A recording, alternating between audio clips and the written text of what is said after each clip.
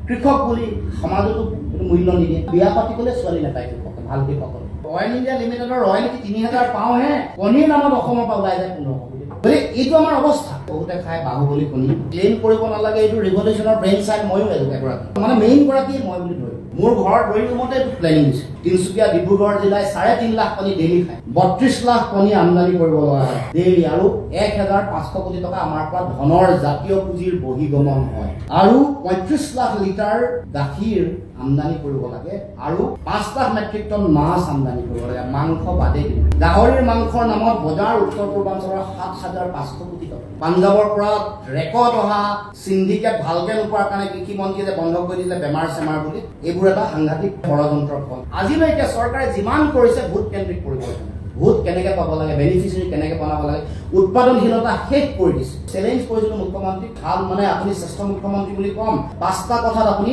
অহা 5 বছৰ আমাৰ আৰু বেলেগৰ পৰা আমদানি কৰিব নালাগে বুলি কৈ দিয়ক এতিয়া গোটেই পৃথিৱীত বেলি মাৰ নোযোৱা অৱস্থা ব্ৰিটিছে গোটেই পৃথিৱীত তেওঁলোকে শাসন কৰিছে তেতিয়া গ্ৰীকসকলৰ একেবাৰে নদন বদন বিজ্ঞান প্ৰযুক্তিবিদ্যা সাংঘাতিক তেওঁলোকে কাম কাজ কৰিছে আৰ্কিমিডিছকে ধৰি তাৰমানে ইকনমি যেতিয়া ভাল হ'ব তেতিয়া এখন ৰাজ্য বা এটা জাতিৰ সামূহিক কথা বতৰা তেওঁলোকৰ শাসন ব্যৱস্থা তেওঁলোকৰ সকলো কথা ভাল হ'ব যিয়ে চৰকাৰ নহওক লাগিলে বিকল্পৰ সন্ধানৰ লগত বিকল্প চৰকাৰ কথা নিশ্চয় আহিব অসম কেতিয়াও দুখীয়া নাছিল স্বাধীনতাৰ সময়লৈকে ঐতিহাসিক সমলে আৰু তথ্যই কয় স্বাধীনতাৰ সময়ত আমাৰ জিএছডিপি দেশৰ সকলো ৰাজ্যবোৰৰ ভিতৰতে একেবাৰে ওপৰৰ 5খন বা 10খন ৰাজ্যৰ ভিতৰত অসমৰ আছিল সেইটো সময়ত কেৱল মাত্ৰ আমি লোনহে আমদানি কৰিছিল আত্মনিৰ্ভৰশীল স্বনিৰ্ভৰশীল ৰাজ্য হিচাপে আমি মেৰুদণ্ড পোনাই উচ্চ কৰি আছিল কিন্তু হঠাৎ এই যিটো উন্নয়নৰ যাত্ৰা বিকাশৰ ধাৰা সেইটো স্থবিৰ হ'ল বা আগতকে স্খলন ঘটিল যাৰ ফলত আজি আমাৰ এই অৱস্থা আজি পুনৰ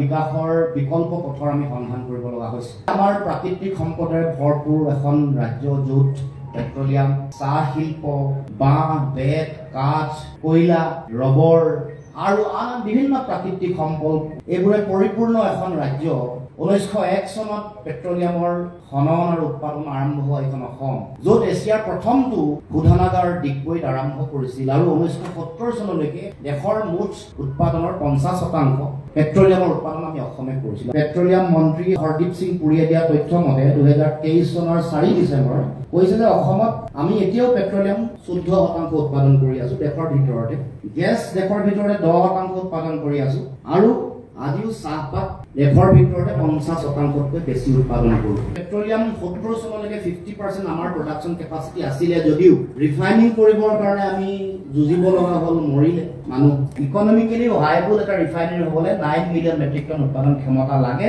তেতিয়াতে 3 মিলিয়ন মেট্ৰিক টন আছিল তেতিয়া আমাক নিদিছিলে 1 মিলিয়ন মেট্ৰিক টন আছিলে ডিগবৈ 2.35 আছিলে আমাৰ নুনমাটি 2.67 আছিলে বঙাইগাঁও 3 মিলিয়নৰ কাৰণে হাহাকাৰে তই উতলা ৰিফাইনাৰী বুলি কৈছে আমাতকৈ বহুত দেৰিকে উৎপাদন আৰম্ভ কৰা গুজৰাট আৰু ৰাজস্থানৰ কথা যদি আপোনালোকে চাই দেখিব যে Gujarat state petroleum corporation limited তেওঁলোকে গঢ়ি পেট্ৰলিয়ামৰ উৎপাদন খনন শোধন আৰু শক্তি উৎপাদন লাগি গ'ল যাৰ ফলত ৰাজ্যৰ পুঁজি মানে জাতীয় পুঁজি জাতীয় অৰ্থনীতিৰ ভেটি শক্তিশালী আৰু সুদৃঢ় হ'ল যেনেকে ৰাজস্থান একে কথা Rajasthan state petroleum corporation limited তেওঁলোক আমাতকৈ বেছি জাতীয়তাবাদী আমি কেৱল মাত্ৰ শ্লোগান ধৰ্মী জাতীয়তাবাদত সকলোৱে বিশ্বাস কৰোঁ এই কথাটোৰ কাৰণে আজি আমি ইমান পিছ পৰি আছো এইটো বেমাৰ আমি প্ৰথম চিনাক্তকৰণ কৰিব লাগিব আমি অৰ্কিডত বহুত আগত আছিলো কিন্তু মালয়েছিয়া আৰু ইণ্ডোনেছিয়াই আগবাঢ়ি গুচি যোৱাৰ কাৰণে আজি কম্পিটিশ্যন কৰিব লাগিব তো কৈলাম নাই বেয়া পাইলাম নাই লৈ গ'ল কথা আমাৰ ইভেন এন্টমলজিক্যাল যদি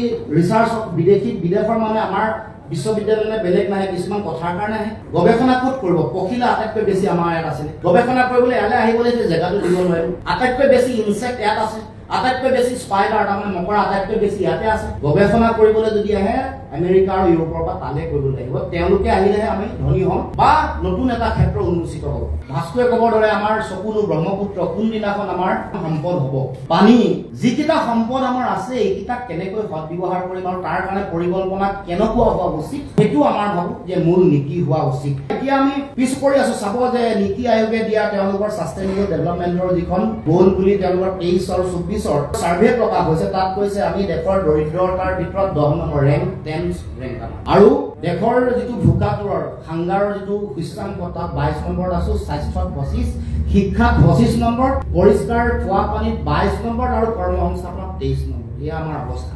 এই গোটেই অৱস্থাটোৰ আমি উন্নয়ন কৰিব খুজিছোঁ। তাৰ কাৰণে ইকনমিক মডেল এটা আমি তৈয়াৰ কৰিব লাগিব, যিবোৰ আমাৰ এচেঞ্চিয়েল কমডিটি বুলি কয়, নিত্য ব্যৱহাৰ্য সামগ্ৰী আদি চাউল আমি পাঞ্জাৱৰ মুখলৈ চাব লাগে। আমি উৎপাদন কৰিব পৰা পৰিৱেশ আছে, মাটিও আছে, নাই কেৱল পৰিকল্পনা, যিটো মেকানাইজ কৃষি বুলি কয়, আধুনিক প্ৰযুক্তি দিয়া কৃষি বুলি কয়। অসমৰ 98% কৃষিভূমিত জলসিঞ্চনৰ ব্যৱস্থা নাই। মাস্কুৱে কৈছে ভিজন ডকুমেণ্টত লিখা আছে তেওঁলোকৰ প্ৰথম 4টাতে 98% বাকী থকা কৃষিভূমিত জলসিঞ্চনৰ ব্যৱস্থা কৰিম বুলি লিখিছে। এইটো নকৰিলে ধান ক্ৰয় কেন্দ্ৰ হ'ব। মুখ্যমন্ত্ৰী সোণোৱালৰ দিনত 97টা ধান ক্ৰয় কেন্দ্ৰ হ'ব বুলি কৈছিলে। সেইটো সময়ত চৰকাৰী ৰেট ধানৰ 1840 টকা, এতিয়া যিটো 2300 টকা 2240 টকা পায়, এইটো পাব বুলি কৈছিল। এতিয়া হিমন্তই আৰু এখুব চৰা কৈ দিলে যে পঞ্চায়তে কিনিব পাৰে। তেওঁলোকে কৰিব পৰা নাই, কিন্তু এতিয়া শেহতীয়া কিছুমান এজেঞ্চি আহি সোমাইছে, তেওঁলোকে এই কামটো কৰিছে। গতিকে এই গোটেই পৰিকল্পনাটো আচলতে আমাৰ লাগিব। মই ভাবোঁ যে এইটো কৰিলেহে আমি লক্ষ্যত উপনীত হ'ব পাৰিম। চাউলৰ নামতো আমাৰ জাতীয় পুঁজি বহিগমন হয়, মাছৰ নামতো হয়, মাংসৰ নামতো হয়, গাখীৰৰ নামতো হয়, কণীৰ নামতো হয়। অইল ইণ্ডিয়া লিমিটেডৰ ৰয়েলিটি 3000 পাওঁহে, কণীৰ নামত অসমৰ পৰা ওলাই যায় 1500 কোটি। গতিকে এইটো আমাৰ অৱস্থা। আপোনালোকে আজিকালি দেখিছে বহুতে খাই বাহুবলী কণী। এইটো ৰিভলিউচনটো বৰ বেছি দিন নহয়, ক্লেইম কৰিব নালাগে। এইটো ৰিভলিউচনৰ ব্ৰেইন চাইড ময়ো এগৰাকী, মানে মেইন গৰাকী মই বুলি ধৰিম। বঙাইগাঁৱৰ জিলাৰ অভয়াপুৰৰ যিখন পাৰ্ট, এখন ফাৰ্ষ্ট, ছেকেণ্ড পাৰ্টটো উজনি অসম হৈছে। উজনি অসমৰ মোৰ গাঁওখনত ফাৰ্ষ্ট হৈছে, তাৰপিছত প্ৰসেনজিৎ মৰাণ, তাৰপিছত এনেকৈ বাহুবলী, তাৰপিছত চেত্ৰী, এনেকৈ এই বেলটো কৰি আহিছোঁ। পুৰা খবৰ আছে। মোৰ ঘৰৰ ড্ৰয়িং ৰুমতে এইটো প্লেনিং দিছে। যেতিয়া এই ব্ৰইলাৰ মুৰ্গীলে তেওঁলোকৰ ফাৰ্মাৰবোৰলৈ সংকট আহিলে, মই মাতি নি পিনে প্ৰসেনজিৎ মৰাণক ক'লোঁ যে আপোনালোকে দিন নহ'ব আৰু নতুনকৈ এইটো হ'ব। প্ৰফুল্ল মহন্ত তেওঁলোকক কৰিছিলে 1 কোটি উৎপাদনৰ কাৰণে প্ৰজেক্ট আহিছিলে, বস্তু হাৱাত নাইকিয়া। পইচা যিটো চেংচন চেণ্ট্ৰেল গভৰ্ণমেণ্টৰ আহিছিলে, এইটো চব এচিড কৰিলে। ৱেষ্ট বেংগলে এচিড কৰিলে, উৰিষ্যা এচিড কৰিলে, চবে এচিড কৰিলে। তেওঁলোকৰ এটা টাৰ্গেটেড কিমান কণী উৎপাদনৰ, ডেইলি উৎপাদনৰ এটা প্ৰজেক্ট চেণ্ট্ৰেল গভৰ্ণমেণ্টৰ আহিছিলে। আমাৰ হাৱাত নাইকিয়া হৈ গ'ল পইচা। কি হ'ল ভগৱান জানে। সেইটো দিনত মই যেতিয়া এছেছ কৰি আছিলোঁ, তেতিয়া 2% অৰ্গেনাইজডভাৱে কণী উৎপাদিত, 98% বাহিৰৰ পৰা আহিব লাগে। তিনিচুকীয়া, ডিব্ৰুগড় জিলাই 3.5 লাখ কণী ডেইলি খায়। আৰু আজিও মই যিটো তথ্য পাইছোঁ, 32 লাখ কণী আমদানি কৰিব লগা হয় ডেইলি, আৰু 1500 কোটি টকা আমাৰ পৰা ধনৰ জাতীয় পুঁজিৰ বহিগমন হয়। আৰু 35 লাখ লিটাৰ গাখীৰ আমদানি কৰিব লাগে, আৰু 5 লাখ মেট্ৰিক টন মাছ আমদানি কৰিব লাগে, মাংস বাদে দিব। গাহৰিৰ মাংসৰ নামত বজাৰ উত্তৰ পূৰ্বাঞ্চলৰ 7500 কোটি টকা, অকল গাহৰি মাংস। এইটো নৰ্থ ইষ্ট কৈ আছো। পাঞ্জাৱৰ পৰা ৰেকৰ্ড অহা সিন্ডিকেট ভালকে নোপোৱাৰ কাৰণে কৃষিমন্ত্ৰীয়ে যে বন্ধ কৰি দিলে বেমাৰ চেমাৰ বুলি, এইবোৰ এটা সাংঘাতিক ষড়যন্ত্ৰৰ ফল। কিন্তু আমাৰ উৎপাদন কৰিবৰ কাৰণে কোনো ধৰণৰ পৰিকল্পনা নাই। গতিকে এইবোৰ এৰিয়াত আমি কাম কৰাৰ সম্ভাৱনা পূৰ্ণ আছে। এইবোৰত আমি বহুত কাম কৰিব পাৰোঁ। এইবোৰ কাম কৰিলেহে আমি বিকাশৰ যিটো বিকল্প ধাৰাৰ সন্ধান পাম। আজিলৈকে চৰকাৰে যিমান কৰিছে ভোট কেন্দ্ৰিক পৰিকল্পনা, ভোট কেনেকৈ পাব লাগে, বেনিফিচিয়াৰী কেনেকৈ বনাব লাগে, উৎপাদনশীলতা শেষ কৰি দিছে। যেতিয়াই বজাৰখনৰ নিয়ন্ত্ৰণ আমাৰ মানুহৰ হাতত থাকিব, যেতিয়াই গাঁৱত 2 বিঘা 5 বিঘা 10 বিঘা খেতি কৰা মানুহেও চাইকেলত 2 কুইণ্টেল ধান লৈ এতিয়া চৰকাৰী ৰেট 2240 টকা পাব, তেতিয়াহে মানুহে খেতি কৰা আৰম্ভ কৰিব। মানে দুটা লাগিব, এটা গভৰ্ণমেণ্টৰ ইনিচিয়েটিভত বজাৰৰ নিয়ন্ত্ৰণ বা বজাৰত আমি পাব লগা প্ৰাপ্য অধিকাৰ বা ন্যায় পাব লাগিব। দ্বিতীয়, ছ'চিয়েল ৰিকগনিশ্যন পাব।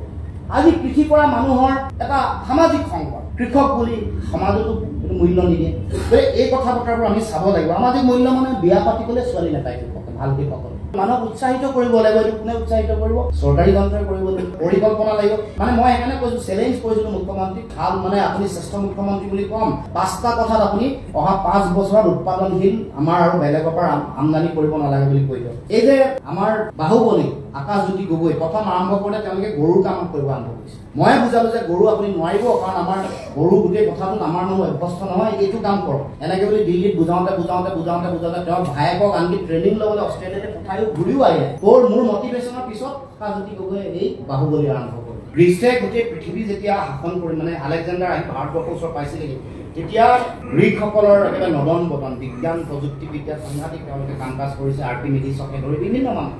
তাৰ পাছতে যেতিয়া গোটেই পৃথিৱীত বেলি মাৰ নোযোৱা অৱস্থা, ব্ৰিটিছে গোটেই পৃথিৱীত তেওঁলোকে শাসন কৰিছে, তেতিয়া তেওঁলোকৰ মাজত নিউটনকে ধৰি বিভিন্ন ধৰণৰ বিজ্ঞানী, বিভিন্ন সাহিত্যিক সৃষ্টি হৈছে। তাৰমানে ইকনমি যেতিয়া ভাল হ'ব, তেতিয়া এখন ৰাজ্য বা এটা জাতিৰ সামূহিক কথা বতৰা, তেওঁলোকৰ শাসন ব্যৱস্থা, তেওঁলোকৰ সকলো কথা ভাল হ'ব। ইউনিভাৰ্চেল বেচিক ইনকমৰ যিটো ধাৰণা, সেই ধাৰণাটো অসমত ইন্ট্ৰডিউচ কৰিব লাগে। খালি তাৰ লগত প্ৰডাক্টিভিটি, উৎপাদনশীল মানুহ হিচাপে, মানৱ সম্পদ হিচাপে গঢ়িবলৈ। এনেই ঘৰত বহি মই পাবজি খেলি আছে আৰু তেওঁ ইউনিভাৰ্চেল বেচিক ইনকমৰ অধীনত তেওঁক পইচা দিলোঁ ডেকা প্ৰজন্মক, এইটো হ'লে ভুল হ'ব। যি উৎপাদনশীলতাত জড়িত হ'ব তেওঁকহে ইউনিভাৰ্চেল বেচিক ইনকম দিয়া হ'ব। সেই দিনটোলৈকে পাই থাকিব যিদিনাখনলৈকে তেওঁ ট্ৰেইনিং লৈ উৎপাদনশীল হৈ উৎপাদনশীলতাত নানামে উৎপাদনশীলতাত নমা দিনটোৰ পিছৰ পৰা ইউনিভাৰ্চেল বেচিক ইনকামটো তেওঁ কৰ্তন হ'ব লাগে তেওঁ নামি যাব আৰু তেওঁ এগৰাকী মানৱ হিউমেন ৰিচোৰ্চ হিচাপে অসমৰ হৈ তেওঁ কণ্ট্ৰিবিউট কৰিব এই ধৰণৰ ধাৰণাৰে ইউনিভাৰ্চেল বেচিক ইনকামটো অসমত ইন্ট্ৰডিউচ কৰিব লাগে এইটো মই ভাবোঁ যে আমাৰ নতুন চৰকাৰে যিয়ে চৰকাৰ নহওক লাগিলে বিকল্পৰ সন্ধানৰ লগত বিকল্প চৰকাৰ কথাও নিশ্চয় আহিব